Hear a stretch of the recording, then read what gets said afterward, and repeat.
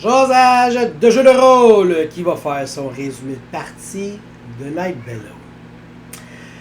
Donc, c'était une session importante. On se souvient, les joueurs avaient clearé le haut de la Broken Spire Keep.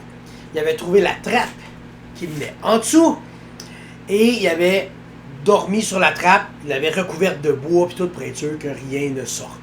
Night Bellow étant une table un peu spéciale, j'avais deux de mes joueurs, le prêtre de guerre et le psionique, qui n'étaient pas là cette session-là. Fait que j'ai dit, eux sont retournés au camp pour des affaires importantes, je sais pas quoi. Et j'avais deux autres joueurs qui étaient là. J'avais mon tailleur, mon couturier, voleur, et Verendel, voleur. Et j'avais un invité spécial cette semaine. Le Papa DM était dans la partie avec son personnage qu'il a appelé Tristan Lafourche. C'est un guerrier qui se bat avec un trident. Puis il est vraiment hot là-dedans. Je vais te faire un guerrier parce qu'il ne connaissait pas Donjon Dragon 2e édition avancée. Et quoi de mieux qu'un petit one-shot pour rentrer dedans. Je vais faire un survol rapide. Il a été super bon avec le taco, la classe d'armure. Ça a super bien été. Ses jets d'attaque. Pour vrai, j'ai pas été déçu de son talent de rôliste qu'il a su mettre à contribution à cette partie qui a coulé comme un char. Donc, ils descendent au niveau du sous-sol. Ils arrivent dans une grande pièce de 30 pieds par 40 pieds peut-être, avec un corridor, et ils remarquent que la poussière, il y a du monde qui ont marché là récemment. Fait qu'ils avancent, là ils se ramassent dans un plus grand couloir, il y a deux portes à droite et une porte à gauche plus loin. Ils regardent, bon, ils fouillent un peu, les voleurs font du scout, là, de l'éclairage. Là, ils voient, ok, à droite, les portes sont débarrées, à gauche, elles sont barrées. Fait qu'ils ouvrent la porte, la première porte à droite, c'est une pièce de débarras. Mais la Broken Spire Keep étant très vieille, c'est plein de cochonneries pêle-mêle qui traînent partout. Mais pendant leur recherche, soudainement, je lui dis, on roule pour l'initiative. Parce qu'il y a un rat de 18 pouces qui sort puis qui attaque. Là, je brasse un des 10, on va voir qui c'est qui se fait attaquer par le rat. Et c'est Tristan qui se fait attaquer. Fait que là, le rat saute dessus, rate son attaque, les joueurs détruisent le rat. J'aurais aimé qu'il réussisse son attaque parce qu'il pouvait empoisonner le sang de la personne qui se fait mordre. Puis là, ça aurait fait qu'il aurait perdu de la constitution. Ça aurait vraiment causé un problème à long terme. Mais il n'a pas réussi son attaque. L'autre chose, c'est qu'il s'en allait attaquer Tristan. Tristan qui était là pour un one-shot, tu sais. Fait que même Papa me dit, tu sais, je le jouais intelligemment, mais en même temps, il y avait comme toujours la petite arrière-pensée que c'est pas grave s'il arrive de quoi. Je veux dire, je serais peut-être pas là pour les prochaines sessions. Puis sinon, ben, l'idée qu'il aurait pu faire un healer, parce que là, on n'avait pas de healer ce soir. Fait que ça, c'est quelque chose. Donc, le rat étant mort, il fouille la pièce, puis il ne trouve rien.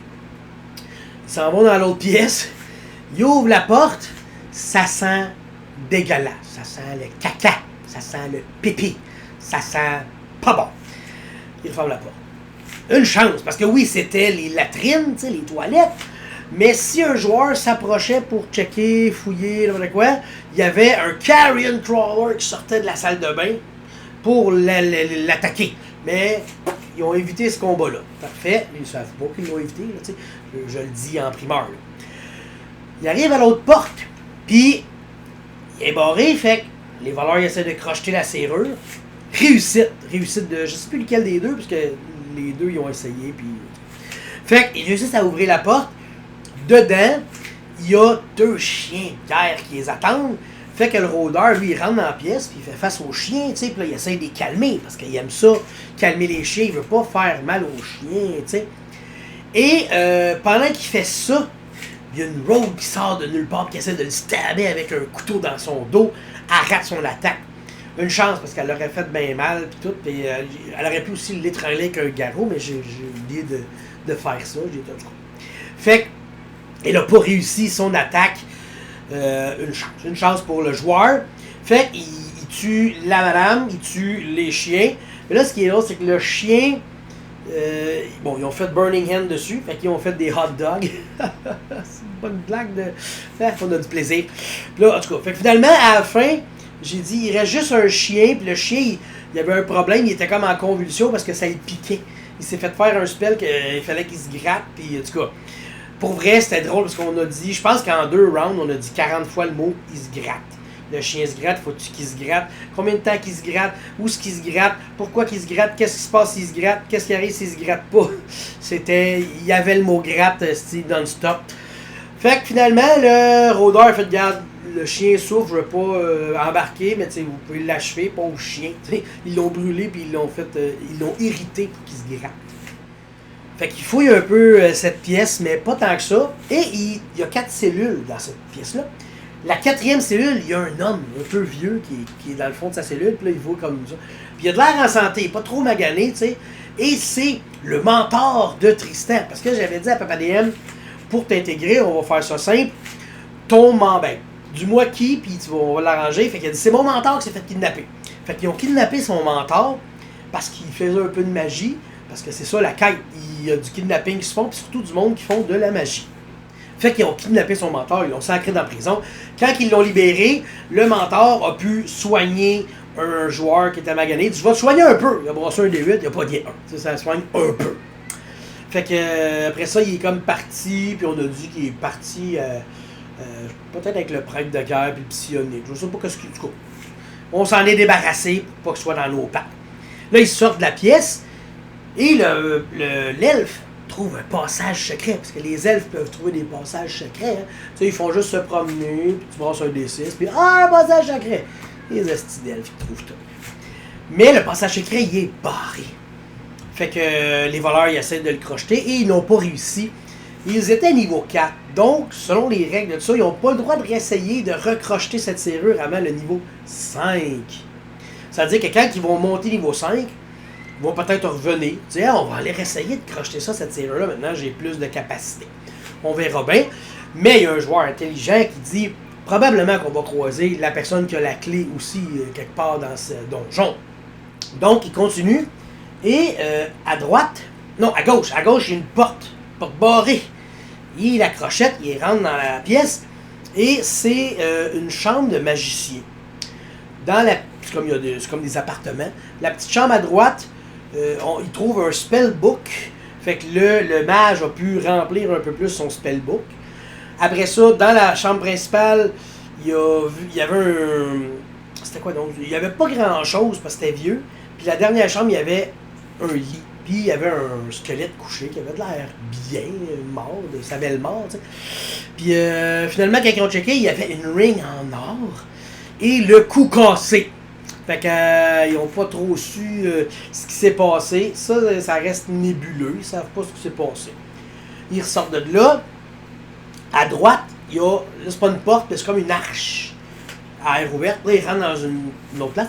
C'est un temple. Mais c'est un ancien temple d'un dieu bon qui a été dessécré, ruiné, corrompu, sali, impisé. C'est dégueulasse. Il y a eu des sacrifices qui ont été là. J'ai comme décrit qu'il y avait du sang qui coulait, qui avait séché sur l'autel, des petits bouts de chair un peu partout. Toutes les affaires, ces murs, il y avait un peu pourri aussi avec le temps. Et il y avait 2 zombies dans la pièce. Et ça a fait un combat quand même pas mal. Ils ont réussi à tuer les zombies, puis ils ont pris confiance. On est capable de tuer des zombies, t'sais. Après ça, il arrive, puis il y a une autre porte en face, mettons. Il l'ouvre, et c'est une crypte. Fait qu'il y a plein de sarcophages, puis de tombes, puis tout en ligne, tu sais. Et il voit qu'ils ont tous été ouverts et volés. Ce qui reste dedans, c'est des objets rouillés, cassés, que ça n'a plus de valeur.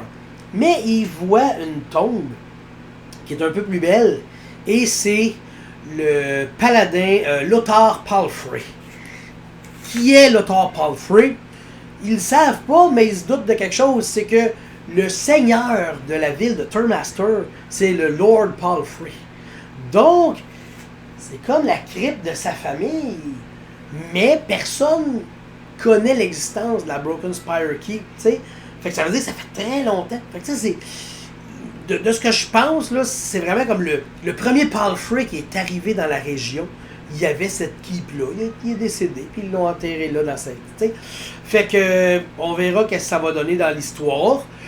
Ils ont trouvé la crypte des Palfrey. Après ça, il arrive, puis il trouve une porte à gauche. Il ouvre la porte, puis il réalise que c'est des escaliers, mais ils sont comme toutes cassés. Puis là, en haut, c'est tout placardé. Ils comprennent que... On se souvient-tu de l'autre game d'avant? Il avait pris une porte dimensionnelle pour se ramasser en haut d'une tour. Puis là, tout a défoncé. Ils sont tombés comme dans la tour. Bon, ben, en dessous de tous ces décombres-là, il y avait une trappe, finalement, qui aurait mené à ça. T'sais. Mais c'était placardé parce que c'était trop dangereux. Il n'y avait plus d'escalier. Fait que c'est pour ça qu'il ne pouvait pas la trouver d'en haut. Puis il la voyait d'en dessous. Fait que c'était comme une place bouchée totalement. Il n'aurait pas vraiment pu passer par là, à moins de fouiller comme des déchaînés, puis investir beaucoup de temps et d'énergie sur ça. Et finalement, notre elfe qui est là, puis ah ben tabarnak, un autre porte secrète. Oh. Il ouvre la dernière porte secrète et il voit derrière cette porte Ranchefus. C'est qui Ranchefus? On n'a jamais entendu ça, ce nom-là. C'est le prêtre méchant qui gère cette section-là du donjon. Et il y a avec lui 6 zombies. Mais là, les joueurs, le problème qu'ils ont eu, c'est qu'ils étaient en confiance, eux autres, deux zombies qui ont pété, tu sais. Fait qu'ils ont rentré un peu dans la pièce, se sont éparpillés. Ce qui est arrivé, les zombies ont tous closé sur les joueurs. Et le Ranchefus, lui, il s'est reculé loin, puis il faisait ses spells proche de la porte. Et il a commencé à manger une volée, Ranchefus. Fait qu'il a fait « Oh, tabarnak, ils sont plus forts que je pensais. » Fait qu'il a fui par la porte, tu sais. Puis là, il y a un joueur qui était justement, c'est Tristan Lafourche, qui était sur le bord de la porte. Fait que quand il s'est sauvé, il a essayé une attaque d'opportunité. Il l'a pas eu. Et il a vu, parce que le Ranchefus, je l'ai décrit avec une cotte de maille étincelante, avec des symboles religieux, un fléau d'armes, genre beau mais macabre. Puis, qu'est-ce qu'il y a? Il y avait des ailes dans le dos, comme des ailes de chauve-souris, tu sais. Fait que quand il a voulu fuir, lui, il s'est comme envolé avec ses ailes. Ce que ça avait, c'est qu'il vole, et il volait comme 2 fois plus vite que quelqu'un qui marche, tu sais. Fait que là, il est parti, là, il s'est comme posé, il a ouvert une porte secrète, il s'est sauvé dans un tunnel, tu sais. Fait qu'ils n'ont pas réussi à tuer Ranchefus. Ranchefus a eu peur.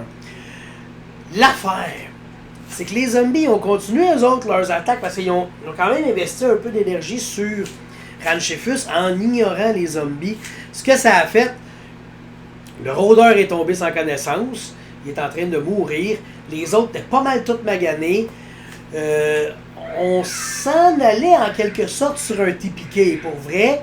Puis là, j'ai dit, je vais être fin, je vais enlever un peu de points de vie, parce que, oui, c'est le combat final, mais je me dis, c'est le milieu de l'aventure. Je voulais quand même pas que ça finisse là, mais j'ai été fin, je l'avoue.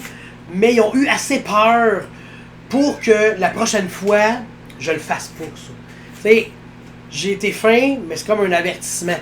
Jouez comme faut, les gars. Parce que la 2e édition, là, c'est dangereux. Parce qu'il restait comme... Quand Ranchefus s'est sauvé, il restait 4 zombies. Et là-dedans, il y en avait comme 2 en super forme. Il y en avait 2 maganés. Il y avait un joueur de mort. Je pense que j'avais un personnage qui était comme à 5, l'autre à 4. Fait que c'était vraiment dangereux pour eux autres. Fait que là, ils vont pouvoir regrouper, discuter de la situation, dire ouais, on a pris des risques, les gars. Fait que ils vont parler de ça. Si un jour Barbe Fournie il revient, il va pouvoir les chicaner. Les gars, ne soyez pas imprudents, il faut faire attention. C'est de même que j'ai perdu ma barbe. Je sais pas, je dis ça de même. C'est Barbe Fournie, il n'y a pas Barbe Fournie. Fait que c'était comme un avertissement, puis là, il n'y en aura plus. Fait que les joueurs, si vous écoutez le résumé, là, jouez comme du monde, parce que là, il va y en avoir d'autres qui vont crever si vous niaisez. Ranchefus, il est pas mort. Il est allé voir ses chums. Il va ramener sa gang à ce type. Ils sont chanceux, les joueurs, parce que derrière la porte, quand Ranchefus se sauve, j'ai oublié, il y avait 2 squelettes qui auraient pu aussi embarquer dans la mêlée. Mais j'ai oublié, puis de toute façon, il était assez dans la merde.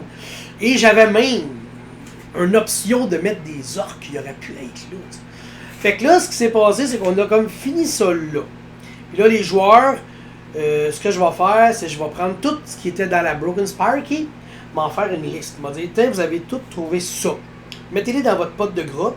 Parce que là, je le sais qu'il va falloir qu'ils identifient des objets, parce qu'ils ont, on ne le cachera pas, ils ont trouvé des objets magiques, puis tout. Fait qu'il faut qu'ils les identifient. Puis ça prend, je pense, dans cette édition-là, c'est 8 heures de préparation et 1 heure après ça par objet que tu veux identifier. Fait que ça se peut que ça prenne plus qu'une journée.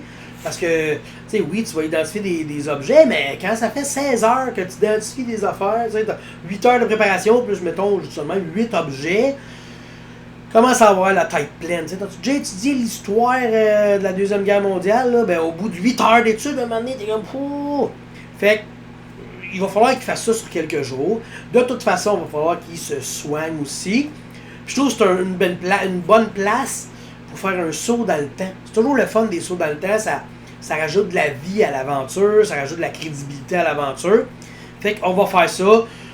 Quand ils vont revenir, je vais avoir fait skipper une couple de jours sur le calendrier. Puis, on va tout leur dire, regarde, voici les objets. Et vous les avez identifiés. Rééquipez-vous, placez-vous. Probablement qu'il va y avoir du monde qui va monter de niveau aussi. Bon, on va tout faire ça. On va aussi faire une évolution de leur camp. Ça serait intéressant. Le camp qu'ils ont trouvé, qu'ils ont gardé, ils le construisent, ils l'améliorent. Fait que c'est ça. Fait que c'est ça. En mars, on va avoir 2 sessions, le 14 puis le 28. Parce qu'en février, on avait le 14 puis le 28. Puis là, vu que ce février, il y a juste 28 jours, c'est un multiple de 7, ça veut dire que c'est les mêmes dates le mois d'après. Ça va être 14 et 28 mars. Fait que, sur ce, le résumé de partie est terminé et on se revoit très bientôt pour la suite de ces aventures qui me font triper. J'ai aimé ça, avoir 5 joueurs autour de la table. Mes joueurs qui sont motivés à se battre. T'sais, j'ai même un de mes joueurs que...